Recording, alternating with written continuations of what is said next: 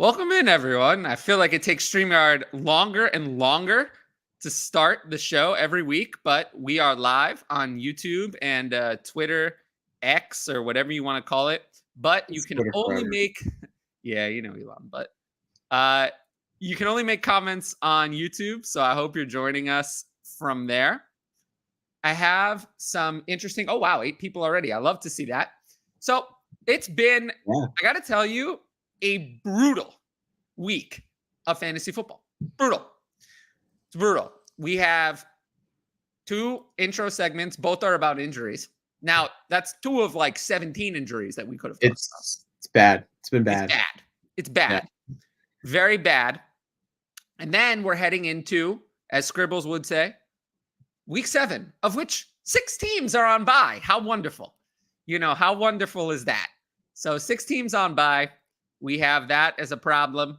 A lot going on. But let's jump into the first intro segment. We do talk a lot about Dynasty here. So I thought that this one was interesting to talk about. Jim Irsay today said that Anthony Richardson is likely to head to IR with his shoulder injury, AC joint. And it's looking like it's probably going to be season ending. So yeah, that's brutal. I mean, it sucks. He was a top 5 quarterback, sorta. I mean, if he had actually finished, healthy, man. Well, if he had finished in the games he started and finished, he was a top 5 quarterback consistently. He was very clear. The problem was that he did not start and finish very many games. That was the issue. So so in Dynasty, I don't know if you have Dynasty rankings, but I have him at quarterback 10.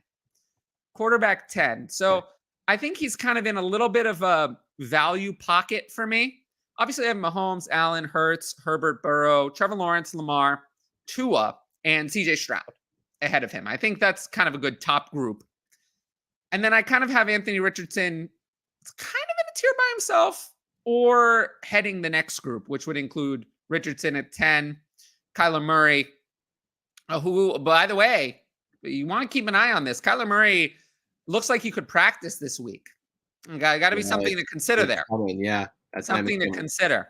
And then other guys like Dak, Deshaun Watson, Bryce Young, maybe. I don't know if they really are included in this group anymore. But no, Kyler and Dak, I would say, kind of have their own issues. You can, for me, when I look at my Dynasty rankings, I'm seeing, I see Stroud, I see Tua, I see Anthony Richardson, kind of like in that late first, early second range. And then it's a kind of a decent drop Dak and Murray. And then the rest of the guys. I had Anthony Richardson in that early second range early second of a startup, that is. Yes, when he was healthy. When he was healthy, I had him there. Now it's, I've learned this lesson. Is we always say, don't overreact to injuries. People say that. But I've noticed something. People actually underreact. They don't move them down far enough. Yeah, like Javonte Williams after the injury, he was moved down a little bit, but people should have moved him down a lot more. Yeah. And then I think they're regretting that decision now. Yes. Anthony Richardson, it's quarterback, so I'm a little less concerned, but I will say, and Gardner Minshew has looked awful over the last few years. He's not going to be replacing him or anything. He's not that good. But yeah, I have him at 10. I think it's fair.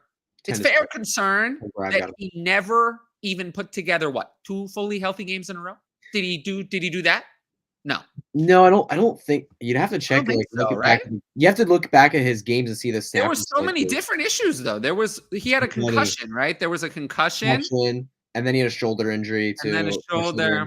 Didn't he have 2 shoulders? Didn't he have one earlier in the year? There were a couple of different problems. Yeah, he played 1 game for all the snaps. In the first week, he played 96% of the snaps. He got knocked out very, very late. But in week 4, he played 100%. But the rest of the games he either missed or got knocked out. So 2 of the 4 games he played, he basically played all the snaps. Yeah. And the other 2 he left with injuries. So not good. No, it's not good. But don't panic. I will say, he displayed more passing ability off the bat than I expected. He really did. No. He did. His passing ability was like, it's not just you look at the numbers and you're actually like, you're impressed with the numbers, but looking at like watching him play, watching him go through his reads, watching him make throws. He looks accurate with the ball. Like he actually looks really, really impressive. A lot more impressive than most people would have expected, especially what I would have expected. Like Yeah. he looks great. And that alone is just mind blowing. The fact that he's putting up decent passing numbers already. Like The value will go back up. Yeah, the value after will the go year, back. probably. Yeah, he's the 4th overall pick, and what he Yeah. showed even in limited time is going to be enough to the point where he's going to be very high value when he comes back. So let's do some of these questions, and then we'll come back Go to some for it. other things about the Colts offense because there's Yeah. a lot to talk about. What's up, guys? Happy Tuesday. Happy Tuesday to you. Yo. We miss Patrick. It's tough doing the show without Patrick, but Patrick will be back soon. You know, I think he posted it on Twitter, but he just had his second child. So It's awesome. yeah. Nice So shout out. yeah. So hopefully he'll be back in the near future. But for now, I just wish the best for Patrick. Let's see. Oh boy. This is fun. Star 1 in the super flex spot. Hey, these options all suck. Yeah, no, I don't like any. Tyson Bagent would be the one I would start because he's actually a quarterback. But if you don't get him, then these other options are all bad. Jaleel McLaughlin is probably the best. Yes, of the he's rest. really explosive with the ball in his hands. Yeah. You know, last couple of games he's looked really, really good. If he can rip off a big play, he'll be someone that's relevant in fantasy. But otherwise, yeah, it would be good. He looked good. Yeah, he's overtaken Samaje Perine for the RB2 role. Oh, yeah, 100%. He's that guy. Well, there was some doubt about that last week, but I think that doubt has been extinguished. He's the RB2 of that offense now. Happy Tuesday. Well, happy Tuesday to you too. Hey, Tyler, thanks for all you do and hope that you're having a good week so far. It's been fine. I've been a little flat. I mean, obviously I found out about Patrick having his baby yesterday, so I didn't expect to be doing the show without Patrick. So I'm a little bit flat-footed because I'm not used to. I haven't done the hosting role really since Patrick has existed on this show, which has been a while. So I'm a little flat-footed from that, but other than that, I'm doing okay. Let's see. Hey, Hutch, keep crushing it. Yes, I've heard a lot about Hutch's success, and I love it. I love it. I just think it's really impressive that someone at, such a young age can, have the kind of success that Hutch has had in the industry. And I think that that's really cool. Thank you. Appreciate that. You got anything you want to add? No, man. Yeah, I really feel so blessed. I honestly do. I mean, I've been doing this for like 2.5 years now. I started at like 14 and I'm turning 18 next July. So it's so fun, man. It's been really, really fun. I really just feel blessed to be here, honestly. Like I've been grinding really hard, working really hard, but I feel really blessed to be where I'm at. So yeah, thank you to everyone who give me an opportunity, especially you, Tyler. We've been good friends in the industry for a while. Yeah, really, really. Honestly, I've said it like 4 times in a row now, but I genuinely just feel so blessed. It's amazing. You take every opportunity that you have, like in a way that, man. Yeah, in a way that I definitely don't. I try to take everyone. Yeah, I'm worn out, I would say, but I do my best. I gotta try to get back out there and more opportunities and stuff like that. But it's so busy doing my own stuff. It's hard. I've been putting on more videos, not less. Are y'all worried about Jalen Hurts? The points are there, but his NFL play has been shaky. Not really. I'm not either. No. Not really. No. No, I mean, so. It's been inconsistent. I mean, I'm an Eagles fan here. Fly Eagles fly. But hat's there. What's that? The hat's there. The hat's there. It's right here. I've been watching I watch pretty much every game, but I watch the Eagles games hardcore. We always have friends over, we're always watching. I'm trying to make sure I'm paying attention, especially over the last 2 weeks with Jalen Hurts because the offense has been on and off. He looks fine. I think the offense is mostly the play calling. I think the play calling has been horrific, especially in the red zone. They missed Shane Steichen.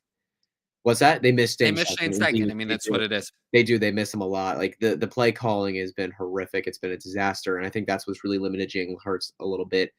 I'm not scared of Jalen Hurts at all, though. If you haven't been Dynasty, keep him. If you have a redraft league, keep him. And if there's a buy low opportunity somehow, do it.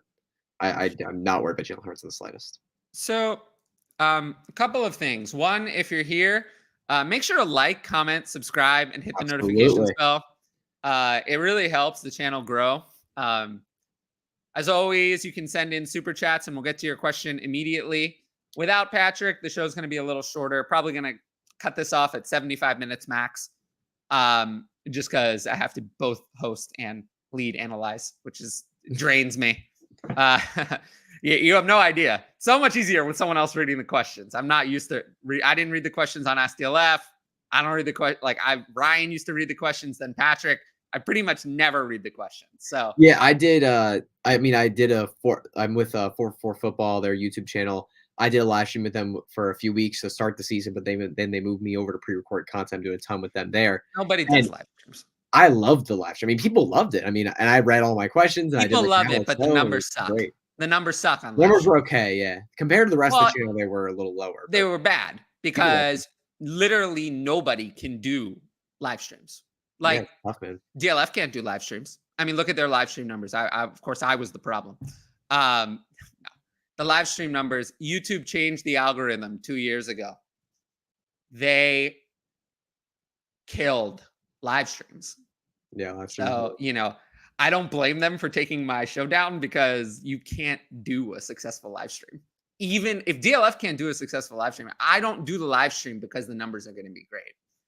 Because at the end of the day, DLF answers to corporate and I answer to me. So I don't care that the numbers are bad on a live stream because I have other reasons for doing it. But if you're trying to start a successful YouTube channel and that's your goal, no need to do any live streams. Caleb killed off his live stream a couple weeks ago. And oh, wow, all of a sudden his regular videos are getting more views. So clearly wasn't helping him. There's live streams are just, unfortunately, YouTube, you can send your complaints to YouTube. They just don't favor it. You're better off doing a video and it gets promoted in the algorithm. Live streams just don't. So it sucks. But that's why I've been doing more pre-recorded content myself. We have the 5 takeaways video every Monday, and all of them have done better than the live stream. And then I have this week, I tried out Start Sit episode. It was very good. It was my most viewed recorded video ever. Yeah. Not short, but like a regular video. That is my most viewed video ever. So it's telling me that I should do more pre-recorded content and live streams. No. Not more live streams. So that's why we're shortening this show to give me more energy to do more videos. Because people love the videos. So you can watch a whole 13, 14-minute video. I don't think anyone, maybe some very loyal people watch this whole show, but I don't think it's the majority. No, it's not. Let's see. So are you moving off of Jordan Mason, Zach Evans, Chuba Hubbard for any second? You can get, or any of these wait and see how the season unfolds for potentially more value? Well, these are 3 very different. Yeah, they're different. Chuba Hubbard might have taken the starting job. He might.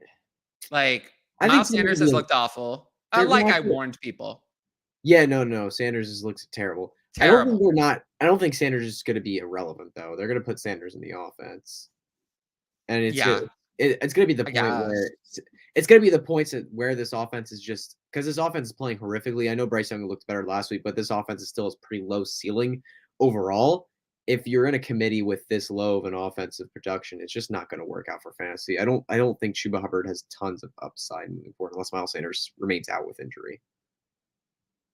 I think he has upside, but I mean the other ones, Miles Sanders, who knows? The injury could last forever. The other ones, though, Zach Evans. This feels like he has an opportunity, but I never love the talent. I know. I'm very scared. I don't know if he's just randomly not going to get the work. So that one scares me. Jordan Mason also kind of scares me. If CMC plays, I mean, you can't play Jordan Mason. No. If CMC sits, I feel like it's a 50-50 chance. One of Jordan Mason or Elijah Mitchell is going to be really great. Yeah, and I don't think anyone, including people on the 49ers, know for sure who that is. Only one I certainly can't tell you. In his brain, he'll never tell you. I would lean toward it being Jordan Mason because that's what it was last week. But I don't.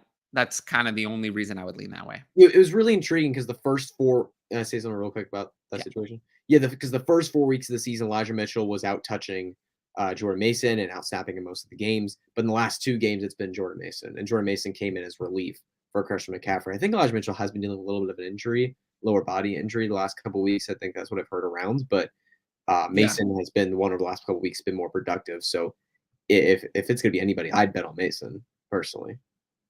But it could be either one of those 2. There wasn't much else to say about this. I will say that people should, if you have anyone else on the Colts, you should probably be happy because suddenly with Gardner Minshew in, they're throwing to the running backs. Moss and Taylor combined for 13 targets. So that would be nice. Yeah, but Minshew, other than that, the older veteran's not going to move around a lot. He's going to be dumbing off the football. But Gardner Minshew's not old. You act like he's old. He's older. Yeah, sure. He's 27. 27. Oh, old. For a quarterback, he's not old. I thought he's more towards 30. No. He's been in the league a while. Yeah. It's been a while. Yep. So I also had this going on. So we know about Justin Fields has a dislocated thumb on his right hand. And, well, it sounds like the Russell Wilson injury that we remember. He's definitely going to miss time, and the Bears signed Trace McSorley to their practice squad. So, yeah, it sucks. Tyson Bagent is now the starter. Woo! It's disastrous, man. It's disastrous.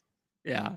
And Nathan Peterman is the backup. It's crazy, man. With all those injuries and how many horrific quarterbacks have started so far, still no one has signed free agents. Like the free agent quarterback Carson Wentz. Why would anyone want to do that? I know. It's the same thing where it's like, because he's such a bad locker room presence, man. He's just that bad that no one wants him. He's terrible. He's terrible. Terrible. No one wants him.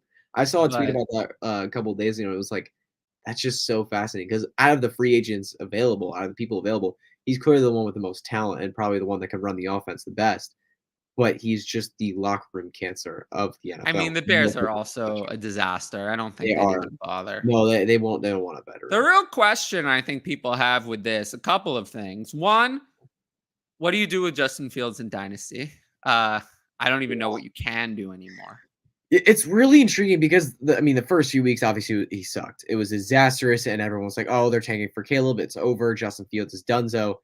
And the last couple weeks, he's come out and absolutely balled out. He's looked fantastic. Like, genuinely looked amazing. I mean, I went back and watched the film tons and tons of times just to make sure, is he really looking that good?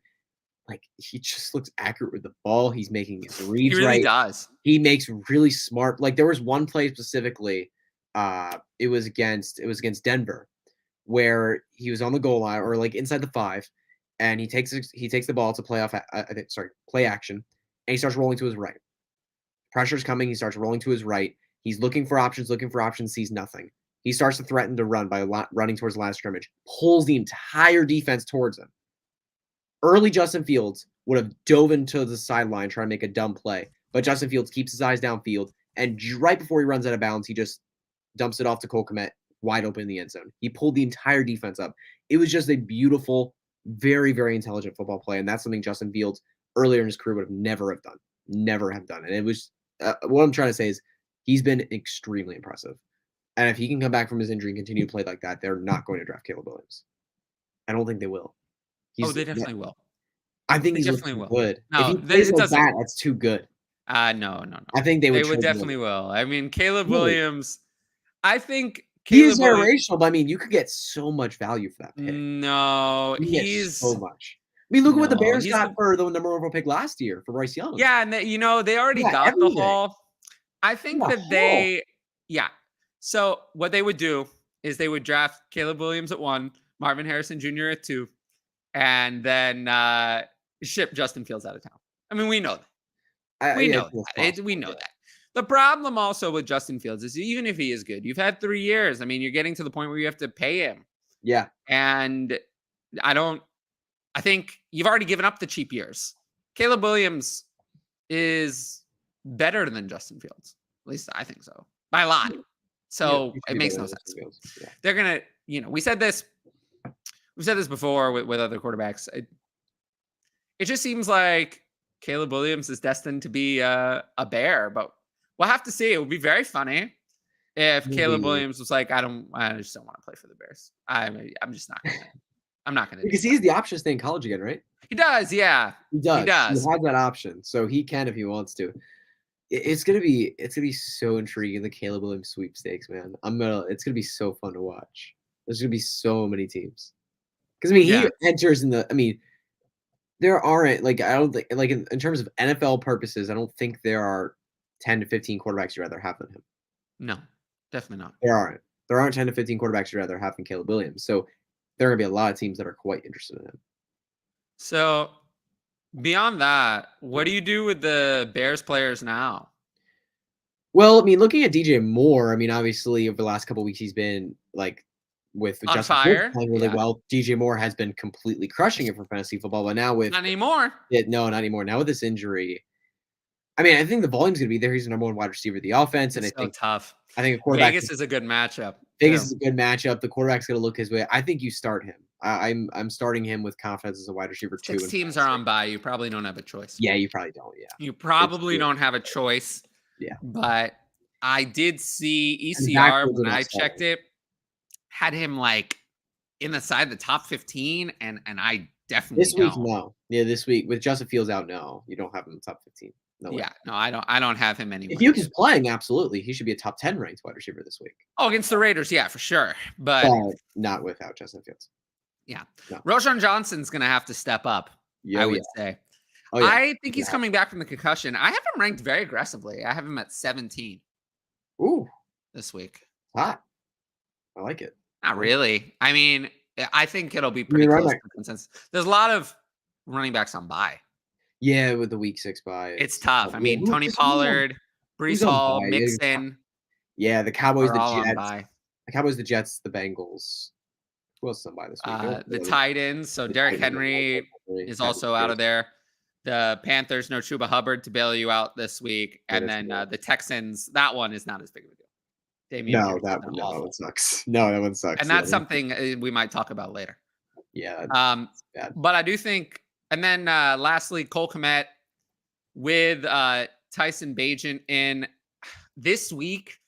I still have Cole Kmet at tight end 12. It's that bad. You can start. There's 6 teams on bye, and it's the best matchup possible, or one of them. So you can start him. Fields misses more weeks. Kmet's not going to be in the tight end 1 range most weeks.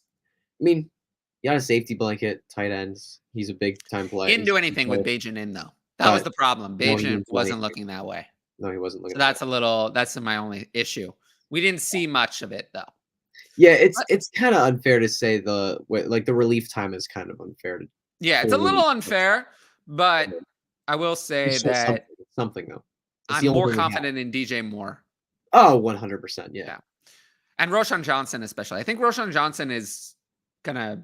If he's active, he's a valid play. He should be. I mean, he had a concussion Thursday night last week. Usually, when players have a concussion on Thursday night, they play the following Sunday. It's a little strange that he was out, but with a week and a half, that's 2.5 weeks. Yeah, 2.5 weeks now. 2.5 weeks. If he's still missing for a concussion, that's like an outlier of all outliers. It's very rare. Yeah, he's going to play and he's going to get chronic. He could really earn a huge role. I'm 3 games back of a playoff spot with a favorable schedule starting this week. Should I try to make the playoffs or tank by trading Diggs and Waddle for Garrett Wilson and the guaranteed 101? Well, the guaranteed 101. I'll take the guaranteed 101. Yeah, you got to. You got to. 3 games back of a playoff spot, then I'll take that. Yeah. Let's move on to this one. So we have would you move off Minshew for any 3rd or 4th following the Richardson news? So for Minshew, I would say a 4th doesn't really do anything for me, but a 3rd, I'm fine taking it. I really don't think Minshew is worth much. No, he's not good, but I think if you find a team who's desperate for a quarterback, you can get more than a 3rd. Yeah, it's tough. I think those deals used to be easier. I don't see him happen as much anymore. I don't see him happen as much anymore. I used to see it. Like anytime a quarterback went down, you could sell them for a 2nd, but not anymore. I think it's the kind of thing where it's like maybe you can get a 3rd and a 4th. I think getting a second, people are stickier with seconds than they used to be. Like it used to be, seconds are worthless. But lately, the second round, I think recent rookie classes have had, I'd say, some top end disappointments, but good depth. In that, I think recently, second round picks have been better, and first round picks have been a little hit or miss, especially the late first. So I think people are realizing second round picks can be valuable, but I think third round picks, most people still see as trash. So my top end target would probably be to get 2/3 for Minshew. I think that's the best realistic offer. Yeah. More like if you're a team that's not contending, you happen to have him, I'd probably rather take a third over making no trade at all. Yes, definitely. So if that's the situation, fourth is just not good enough. You can just wait until a team go and look at the teams in your league. I mean, you want something actionable, this is actionable. There are going to be teams with 6 teams on bye in your league that have no quarterbacks this week. So try to at least go to them. That'll be the best deal you can get. If you can't get 2/3 from them, you're not going to get it. Or a team with Justin Fields or Anthony Richardson. Go to one of those teams. That too. But they might have had a second quarterback who's on bye, so they have no quarterbacks. That kind of thing. Okay, we talked about that. What is up? Welcome. Yep. Welcome. Would you trade Addison for T. Higgins? Well, so in redraft, I'd rather have T. Higgins, I guess. In Dynasty, I'd still rather have T. Higgins. So I'd rather have T. Higgins, no matter what it is Dynasty. I would lean T. Higgins. For me, Addison, it is a Dynasty. For me, Addison has shown that he can play in the NFL, but I do have some concerns with Addison. I don't know. He hasn't shown, he didn't do what I wanted in this game with Justin Jefferson out. And Justin Jefferson's not going away. Like, I think Justin Jefferson is going to be here. They're never going to let Justin Jefferson go. Right. I mean, this is Justin Jefferson's 4th year. They have the 5th-year option already for 2024. Then they have a franchise tag if they somehow need it. 2 franchise tags even. They're never going to let Justin Jefferson go. So Justin Jefferson is going to be there for the entirety of Jordan Addison's rookie contract. So the best case scenario is that Jordan Addison becomes T. Higgins. But the problem is we don't know what the Vikings quarterback situation is. And if it becomes bad, Justin Jefferson will be fine, but Jordan Addison might not be. I think Kirk Cousins is gone. I really don't think he's coming back. If he does, that's the best case scenario. Yeah. That's the ceiling.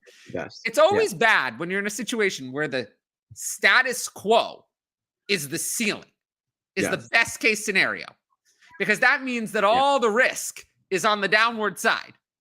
So that's my issue with Jordan Addison. When I say I have an issue, I still have Jordan Addison in Dynasty at wide receiver 15. So my issue is minimal. Yeah, it's very, Jordan Addison to me lacks something that I don't want to say T. Higgins has, but T. Higgins has the quarterback. And I also think T. Higgins is not that far away from potentially becoming an alpha on another team. So the age difference is not enough for me to go to Addison. I'll take Higgins. Yeah, I would agree. Yeah, I don't think I can say anything you said better. Yeah. Well, you do say a lot of good things, I will say. Your podcast with Luke is going very well, I've heard. Yeah, Hooked on Fantasy is fantastic. It's been going really, really well so far.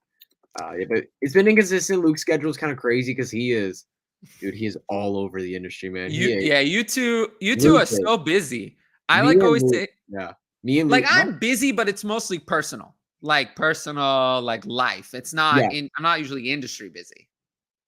No, yeah, me and Luke both have multiple jobs across the industry. I mean, Luke works full time in the industry. Luke is just he has a huge job. Yeah, he is. What's that? Workhorse. He truly is, man. He is. He's a machine. It's one thing I wish I had. I wish I had is that kind of energy and consistently. Like I have it sometimes, but I wish I could deliver that kind of positive energy consistently, because we know me. I can be a little cranky, a little negative, a lot of things. Like I wish I could deliver that, but it's just not the person. I'm just not that person. So it's a wish of mine, though. It's always good when you have negative traits or something that's not so great. You can wish you were different, but I don't. That might be more of a therapy journey than an industry journey for me. Yeah. Let's see here. Got offered 2 late firsts and a late 2 firsts and a late second for Bryce. Something's not right here. Yes, I would accept that. I don't. Why would someone give up 2 firsts for Bryce Young? He wasn't worth this at draft time. Accept it. Yeah, I don't get it. Accept it. Easy snap accept. Yeah. Yeah, that's an accept. Bryce Young has lost value. Not a lot. I will say he is a buy low, but that's not low. Bryce Young is someone I think people are dismissing too soon. I hear a lot of people are saying, oh, well, he's too small. He's too small. I knew it. I was right. Yes, correct. Too small.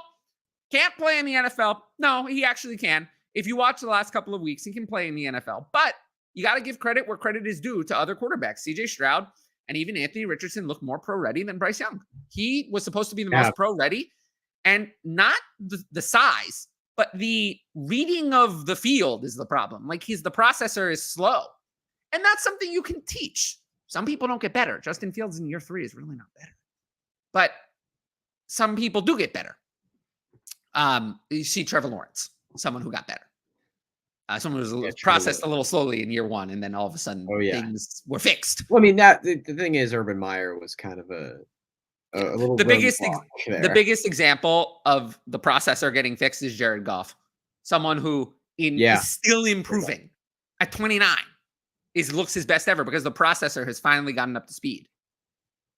Takes a while sometimes. The arm talent and the accuracy, sometimes that's harder to teach, but the processor can take years to work on. Yeah. It's also, I mean, I'm not saying that CJ Stroud hasn't had to deal with it either, but Bryce Young's receiving core isn't helping him either. I mean, the problem also is the offensive line. The offensive line is bad as well. Yeah. Is it time to sell low on Deshaun Watson and Elijah Moore? So, Deshaun Watson. I thought his super flex price of early second round starter pick was ludicrous. I never had any interest. No, I never had Deshaun Watson either. I mean, you know how I feel about Deshaun Watson. Yeah, you didn't dislike Deshaun Watson even more than I did. Yeah, I was way low. Yeah, at this point, I think we can remove the idea that Deshaun Watson is going back to 2020 Deshaun Watson. I think if it was going to happen, it would have.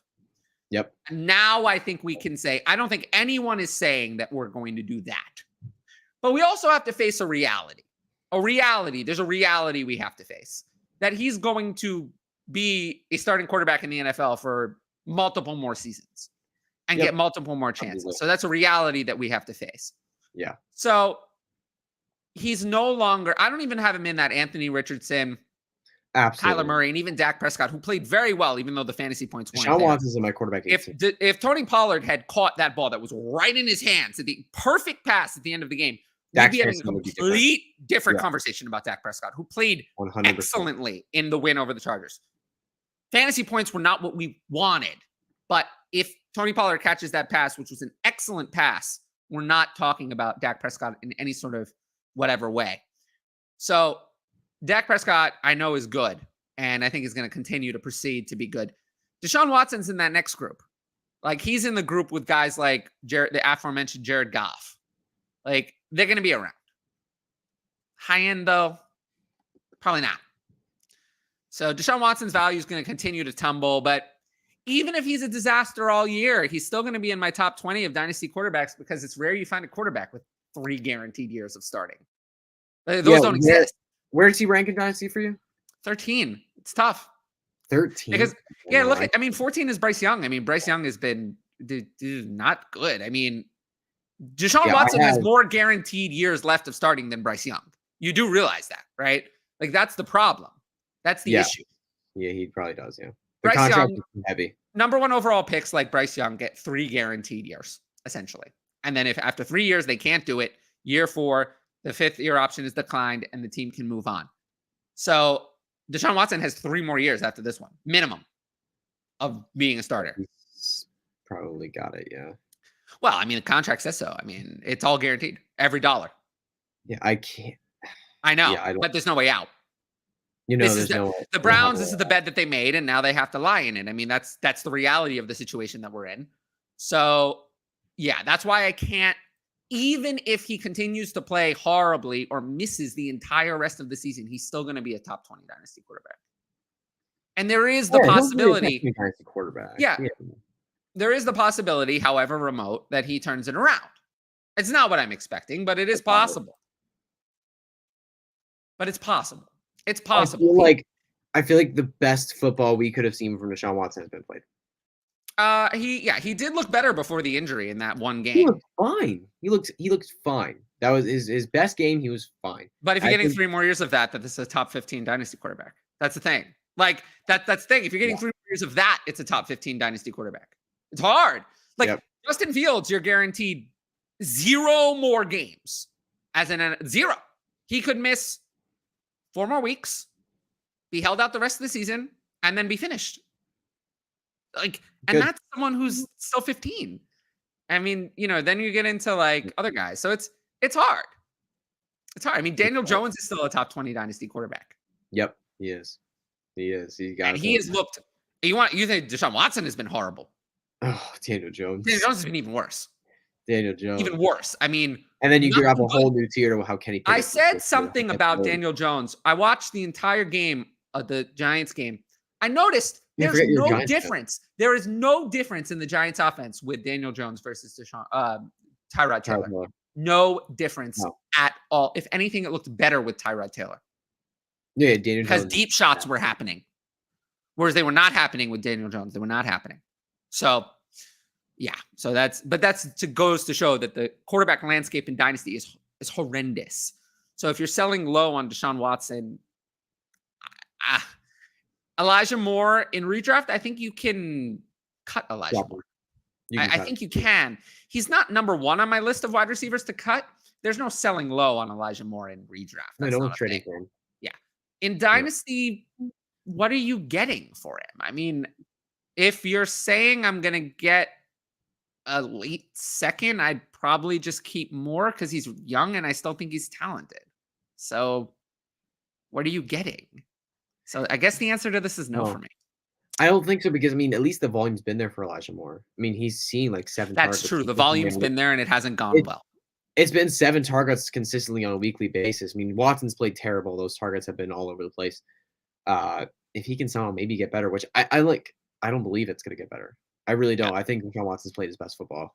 Like if the breakout was going to happen, if a bounce back was going to happen, it would have happened already. He's had all offseason of train. He's had it all offseason. He's everything put together for him, and he hasn't done it. And so for this one, I would say Josh Allen and Nico or Mahomes.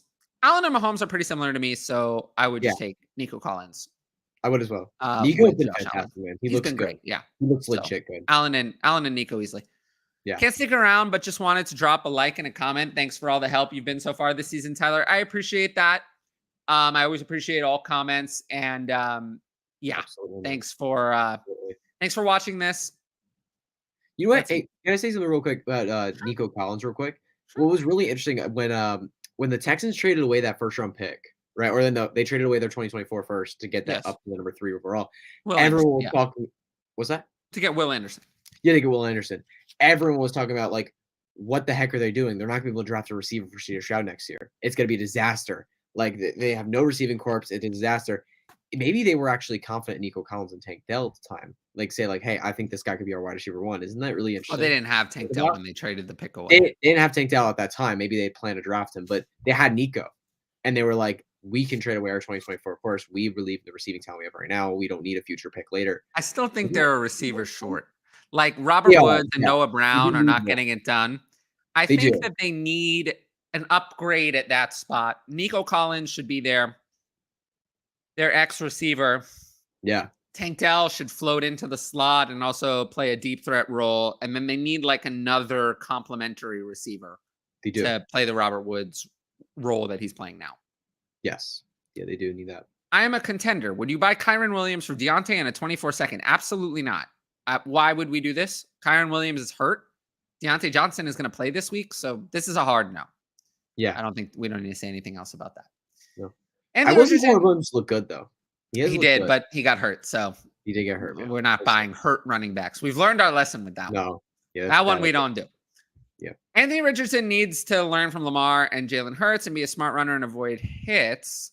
Yeah, I will say he was a little too. I usually don't say this because I usually say injuries are relatively random, but I will say Anthony Richardson was playing in a style that's not compatible with a long NFL career. And I would suggest that he's going to tone that down, slide a little more like now. And I will say Anthony Richardson is not Lamar Jackson or Jalen Hurts.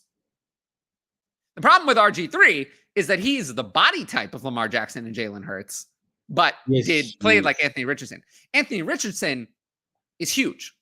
He's not small like these two, or lanky. Like he reminds me more of Josh Allen, actually. Dude, he really is build, like, a build, not play style, but a build. But you don't see Josh Allen doing what he used to do anymore because they need him as a passer. They need him. Yeah, they need him. So, yeah. And Anthony Richardson is not Lamar Jackson.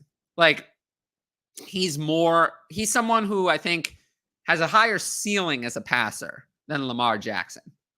Similar to Jalen Hurts, but different as a ceiling, but different play styles. So we'll have to see. I was very impressed though with Anthony Richardson as a passer in the NFL. Dude, I really didn't expect it, considering he was a crappy passer in college. So impressive. I don't know how he pulled that up. I honestly don't understand that. It must be that's the only explanation I can really come up with because it's the only thing that explains everything. Dude is a genius. I mean, he was with Justin Herbert, with Jalen Hurts. This is an easy question. In Dynasty, if you were to send a future pick for a player and you see the other manager has a ton of future capital, do you still send the offer or try to prevent another manager from owning so many picks? This is ridiculous. We're not going to worry about this. No. We're going to focus on building our own team. I'm not worried about what someone else is doing. Like, we want to make good deals for us. Other people can do whatever they want. So the answer to this is no. Give Freiermuth in 24-second, get Kittle. No, I mean, I'd probably rather keep Freiermuth.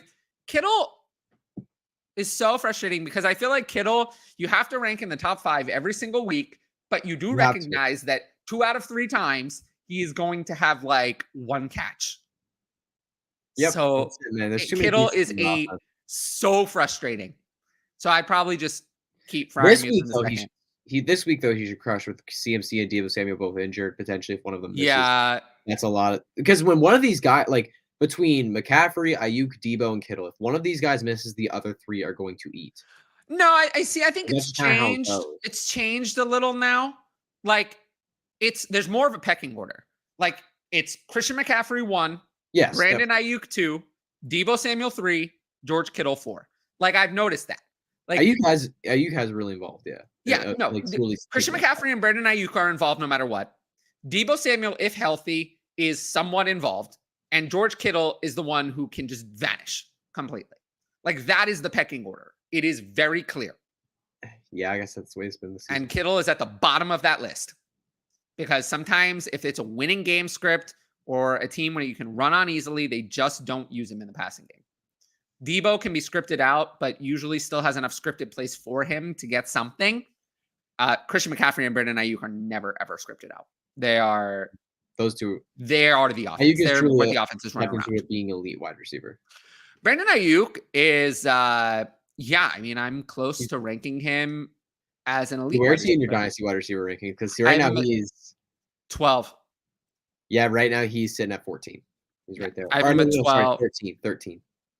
I have him at 12, and he's kind of in a tier for me of Waddle. These guys are all very similar ages. Waddle, Smith, Metcalf, Higgins, and Ayuk are all kind of 25 to 24-year-old wide receivers, kind of they're within a 13-month age bracket, all of those guys. And they're all either number 2, like Waddle and Smith, on really good offenses, kind of in a mix like Metcalf. Higgins is kind of the same as Waddle and Smith. And then Ayuk is like also in a really good offense. He is the 1, but there are so many weapons that he's not like a super alpha 1. So all those guys are kind of similar profiles to me. And right now I have Ayuk at the bottom of that list.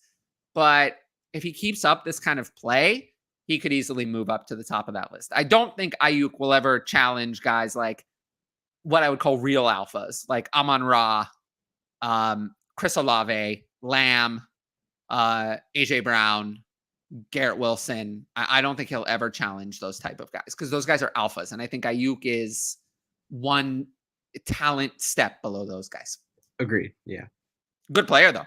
Good player. Oh, yeah. Man, he's so. I mean, to give you an idea, I only watch. have 2 running backs in Dynasty ranked ahead of Brandon Ayuk. Only Bijan Robinson and Breece Hall. All other running backs are ranked behind Ayuk. So my wide receiver 12 is ahead of my running back 3. I have 4. I have Gibbs, McCaffrey, and then Hall. And then Gibbs has lost a significant amount of value to me because I'm kind of tired of the excuses. It's a problem. I don't want to hear about excuses. I want to hear about fantasy points. So that doesn't work for me. And running backs, I don't have patience with. Running backs, if a running back's going to be worth premium, they have to really be doing very well. Wide receiver, I'll have more patience with. Like Jackson Smith and Jigba, because if the wide receiver breaks out and becomes elite, you have an elite asset for 4 years, 5 years. For someone like a running back, maybe you have 2 or 3 years. So you can't wait. You need them to produce immediately. Seriously, please do not trade Jackson with the Jigba away. Oh, the breakout's coming. I actually did a video yesterday. I talked about it last week. It was a segment on my video yesterday talking about his improvement in week 6 and how this week is against Arizona. I think this is it. I think this is the week. I ranked him as a playable play. I think there are about 15 startable wide receivers on bye. So I have him ranked around 41. If you need to play him, you can. I think he's worth a play this week. Absolutely.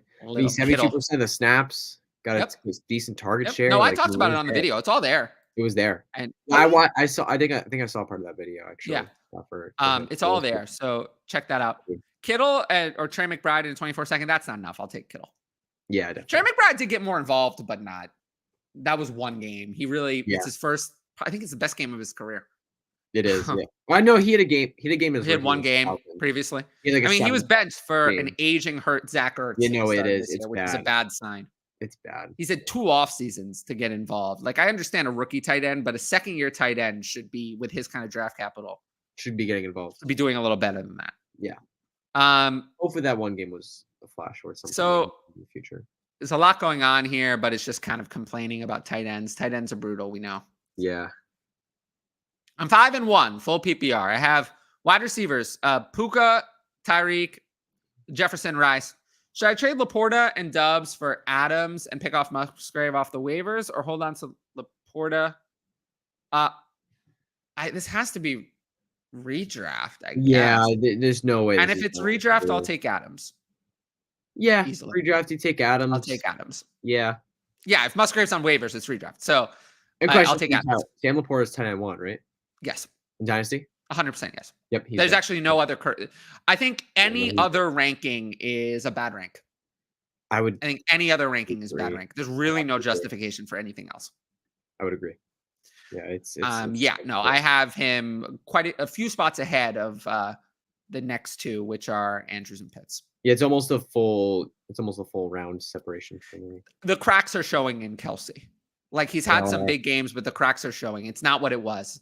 He's not. There's already been 2 injuries. He's not as dominant as it was. I think now we're seeing the point where he's succeeding because he's the only weapon. To the level of being tight end 1 overall, but the cracks are showing. It's not. You see the decline coming. For the first time, I really feel that way. Yeah, you can see it. You can see it in the numbers. You can see it in the way he plays. You can see it. What are your waiver rankings for running back? Okay, so when it comes to running backs, waiver rankings, those don't exist. The best, at least I don't do them. No, they don't. If you want to do anything like that, I do have my Patreon where I have rankings. The best thing, though, is not any sort of product that I give you in terms of that, but in terms of answering your waiver questions on the Patreon Discord or in DMs. So as for guys who are out there, I mean, if somehow Roschon Johnson is out there, he's not, but if somehow he is, he would be obviously number 1. Beyond him, if you need to start this week, the guy that I think is most likely to be out there is Kareem Hunt.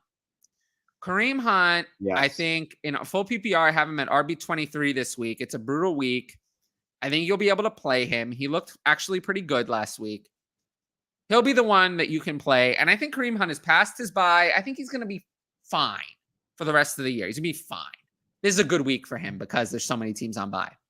But he'll be okay. He'll be usable. He'll be okay. So he'd be number one. Yeah, he finally, in the first 2 weeks of this season that he played for the Browns, he just didn't do anything. He was barely involved. But after the bye, he doubled his touches, doubled his snaps from the previous 2 weeks, and he looked all right. And Ford has just looked pedestrian over the last couple of weeks. Since that week 2 injury for Chubb, he's just looked pedestrian. So it's very evident that he pushed Pierre Strong off the field entirely, which helps. Pierre Strong was gone. That helps a lot. Pierre Strong was not involved. So Pierre Strong. Yeah, Kareem Hunt would be number one. Beyond Kareem Hunt, other guys that I could see. I think you got to talk about Jordan Mason and Elijah Mitchell. The problem with Jordan Mason and Elijah Mitchell is, first of all, I think that Christian McCaffrey is going to play. Secondly, it's possible. Even if he doesn't, it's not going to be both of them. One of Jordan Mason and Elijah Mitchell is going to be the relevant one. And I don't think we're going to know who that is. First of all, they're Monday night. Secondly, I don't think we're going to know if that Christian McCaffrey is going to play or not before the Sunday games kick off. Thirdly, Shanahan's going to play. I don't think we're going to know, no matter what, who's ahead between Mason and Mitchell before the game starts. So we're not going to know any of those things. So I would, if you need a start this week, those guys are not high on my list because we just have no idea. Yeah. Kareem Hunt will be ahead of them. And also Keontae Ingram. Keontae Ingram, if he was left on waivers last week, which I know he was in a lot of leagues, against Seattle, he was the starter. So maybe Keontae Ingram.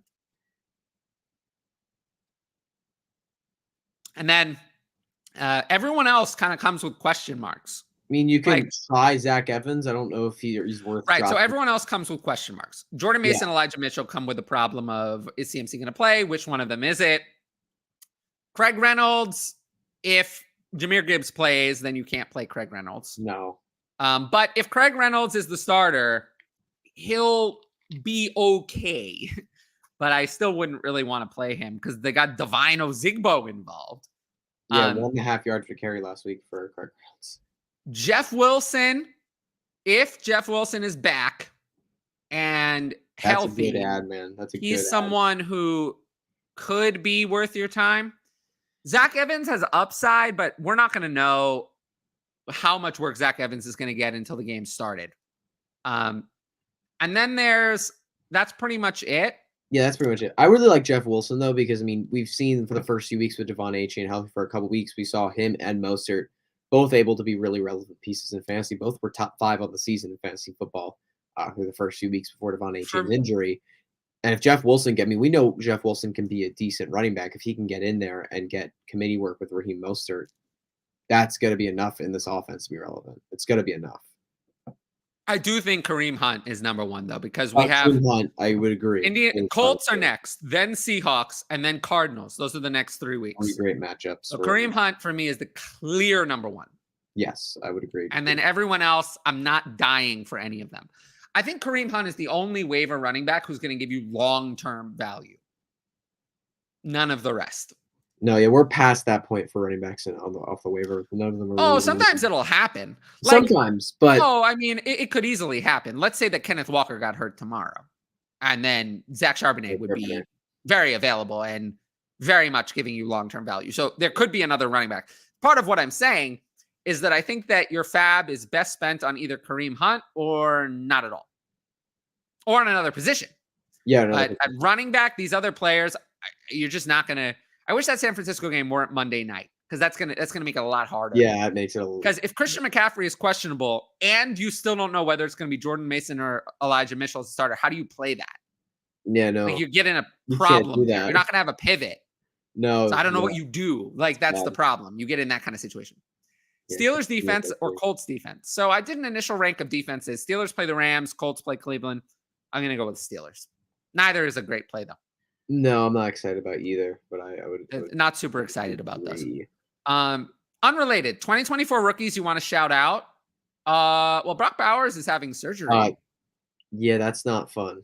That's not ideal, but I'm not worried about Not it. fun. No, but he's gonna be fantastic. Caleb Williams, I like Caleb Williams. Yeah, I mean, I would shout out those top dogs. Yeah, I haven't done enough research. Someone asked me on the Patreon, like, "Oh, when are you going to start looking at 2024 rookies?" I don't have time for that. Yeah, I don't have time for that. And I will say, like, and I say this every year, I'm not going to be perfect. I'm not going to be as good as the guys who do Devi. I'm not going to be as good as the guys who play Campus to Canton.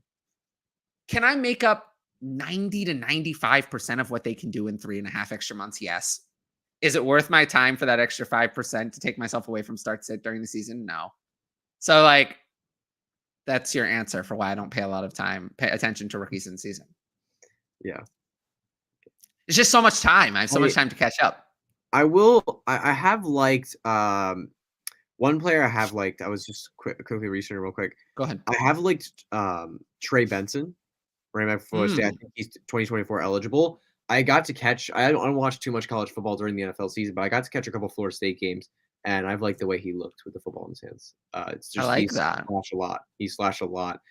He's got really nice vision. He can find holes in open lanes. He's decently quick. He looks very fit. Like overall, it just looks like a very solid running back to me. I really, really liked what I've seen of Trey Benson so far. I mean, he's 6'1", 223. I mean, this dude can handle a workload. Like, he just looks like overall a really, really good runner. So I was impressed with him. But that would really be the only one. I quickly had to look him up because I was like, I know his number 3. I know his name was Benson, but I couldn't remember his first name, so I had to look it up real quick. But I don't watch much college, but that would be one. Neither do I. Watching him. Half PPR start to Roschon, Zach Evans, and Jerome Ford. Oh, be Roschon and Ford. And then quarterback Cousins or Geno. Kirk Cousins is an absolute no-go this week against San Francisco with no Justin Jefferson. You don't start. So Geno Smith is against Arizona, so it's easily Geno Smith. Yeah, Geno Smith definitely. Yeah. Xavier Hutchinson. No, not really interested. Noah Brown came off of IR this week, so. Oh. Yeah. No. Yeah, no. I don't understand. Not really interested. My team. Okay, should I trade Monty and Devonta Smith for Waddle and Stevenson? Well, Waddle's finally gotten involved last few weeks. He really has gotten involved. It's been there. Yeah. The problem is we don't know when Montgomery's going to come back. Yeah. He's not on IR, which is good. And Dan Campbell has said it a couple of weeks, so it should only be. My guess, they have a week 9 bye. I think Montgomery misses 2 weeks and then comes back week 10. Yes. I would lean toward Waddle and Stevenson. If you need the wins, you need the wins. You need to play someone. Yep. I would lean that way. I'd rather have Waddle over Smith if I had to pick between the two. I would as well. Yes, I'd rather have Waddle. Yeah, it's close, but I'd rather have Waddle. I mean, both are very similar players in the way they're in their offense. They're very similar in a lot of ways. Stud number 2 wide receiver. The difference between the two is that there is no Dallas Goedert on the Dolphins. There's no Dallas Goedert on the Dolphins. That is correct. Inbox offer just got offered. Oh, and also another thing that I've noticed: DeAndre Swift is starting to cut into the target share, and that's hurting Devonta Smith and Dallas Goedert. Yeah, he's looked great. Well, no, actually, he looked horrible on the ground, but he got involved in the air, which was a problem. Overall, so far this year, great. One thing I've noticed is AJ Brown is a lot farther ahead of Devonta Smith than I think people thought going into the year. It's not close. AJ Brown is that guy. Yeah. We'll have to see what happens with Devonta Smith's contract. That's going to be something very interesting. Like how they're going to, because they're both young enough that they're going to both be stars when Devonta Smith needs to also get paid. And I don't know what they're going to do there. Yeah. Just got offered Bijan for Lamb straight up. Okay. I have been a little disappointed in CeeDee Lamb. Low key. It has been disappointed in CeeDee Lamb. I don't know what the issue is. I mean, he was good in this last game, but it just doesn't feel like CeeDee Lamb is going to be the reason that you win. No, the elite volume has just not been there like we thought it was. That's really been. He's not that different from last year. I mean, he's actually more efficient. He has similar yards per game, only a little bit receptions less, I will say CeeDee Lamb somewhat of a buy low because he only has 1 touchdown. He has 1 touchdown on 34 receptions and 475 yards. That is not going to continue. That is not realistic. Those are not realistic numbers. No. To have 475 yards and 1 touchdown. So he is getting unlucky. I think also a big difference is he's on pace for 119 targets right now. And last year he saw 156. Like that was his number. Like his catch percentage is 81%. Yeah. Yards per target, 11.3 yards per target. He is playing very well. Yes, but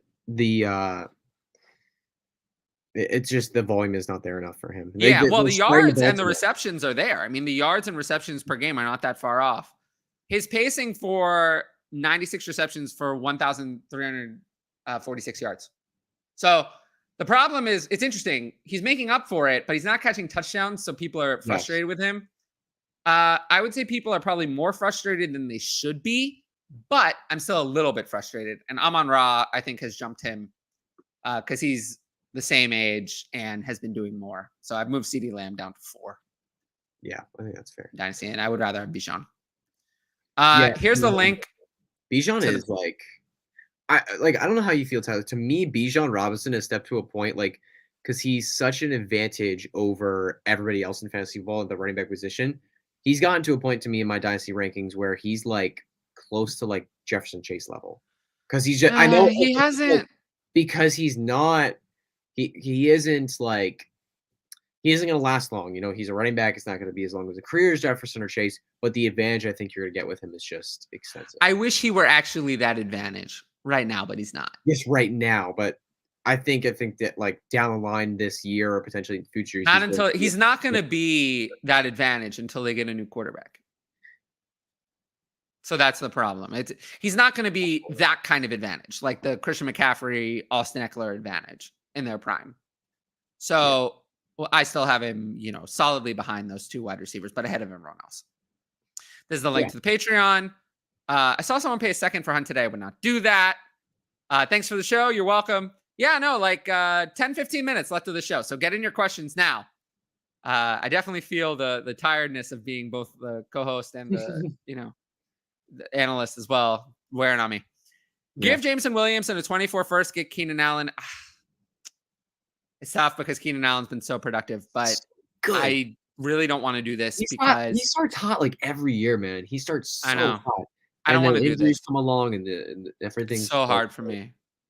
That is a really difficult situation. So hard for me to do this. I get it, but I'd probably try to find another way. It's just not my style. I would as well. Yeah, the 24 first especially, we don't know where that is. If it's Jameson Williams, I really could care less about, but the 24 first is tough.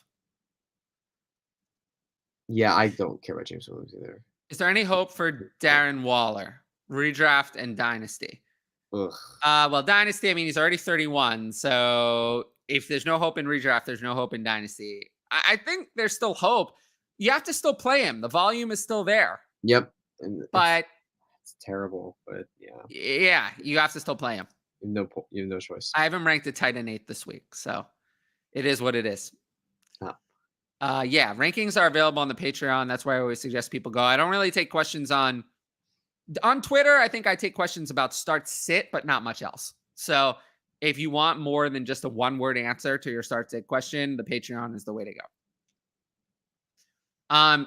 Dynasty traded away Swift in 24 second and for Gibbs in 24 first. Okay, I like this one. That's it. Yeah, you did very well. I still would rather have Gibbs. Come on. This is very good. Gibbs isn't bad, but come on, this is ridiculous. I love that. Yeah, that's great. Smash the like button. Yes, smash the like button. Make sure to do that. Likes, comments, and subscribes are the best way to support the channel. If you're not subscribed, please subscribe. If you haven't liked the video, please do so. And if you're here watching it live, make a comment in the stream. If you're watching it after, make a comment below the video. I'm trading away Calvin Ridley for Breece Hall. Thoughts? That's a W to me. I'll take Breece Hall. Yeah, that's a W. Breece Hall. We did this already. He is. He's going to be dominant player the rest of the season. I agree. I love Breece Hall. Yeah. Give 24 second and 24 third. Get Aaron Jones. I don't trust Aaron Jones. Aaron Jones is constantly injured. So many problems. Almost 29 years old. I'm going to find another way. I'm just not going to do this. Yeah, I would not. I'm going to find another way. That's Um, tough. I love Aaron Jones, man. I love do you? him. I I love feel him. like I used to love Aaron Jones. I've always been since I've always been an Aaron Jones guy. I've been in on Aaron Jones forever. I feel But like he's always been undervalued. He's always been consistently undervalued. I feel like I was in on Aaron Jones and then not as much anymore. This year I was in. I liked Aaron Jones this year. I was still because I mean he was downgraded again. He was still like a bottom tier RB2 in most drafts. Yeah. Like he's easy to me. But yeah, it's because of injuries. It just hasn't worked out so far. Breece Hall is a top 10 positional player. That's a win. I agree with that. Yeah. Do I trade Mostert and Moore? I guess that's DJ Moore for Pollard and Henry. I'd lean Pollard and Henry. I would as well. I mean, Mostert's been great, but you got to remember that he's on pace for 30 touchdowns right now. Yeah, and also when Devon Achane was there, he was the starter. Yep. So I would go Devon Achane in his second week, he was at 60% snap share. Like in his second week, like after his first week, massive breakout. The second week, he got to 60% snaps. I think Mostert's a little overvalued. He is overvalued. I'll go with Pollard and Henry. And also Mostert, we know he's a player that can get injured at any moment. I don't know if label players injury prone, but man, he just cannot stay healthy. He's older. He is older as well. Yeah. So in case you missed it, there was some NFL news that I just want to call to people's attention. It doesn't change it. My answer is still Pollard. David Montgomery, we talked about a little bit, is going to miss some time with his rib injury. Probably going to be 2 weeks. I've heard mixed things about Jahmyr Gibbs coming back. So we'll have to see. If Jahmyr Gibbs comes back, I'm probably going to play him. Yeah, you got to play I'm probably going to play him with Montgomery out, but I'm going to temper my expectations. I'm not going to rank him as an RB1 like I did the last time Montgomery was out. So just, keep that in mind. Jimmy Garoppolo has a back injury. It's not horrible, but he's probably going to miss at least this week, maybe multiple weeks, but I don't think he's going to go on IR. And then other things to keep an eye on. Leonard Fournette is visiting NFL teams. He might sign somewhere at some point. Bills specifically was the big one. He visited the Bills, but he also is visiting other teams, apparently. Okay. The Packers signed James Robinson. Nobody cares. The Eagles signed Julio Jones. Nobody cares. And then the last two situations to deal with.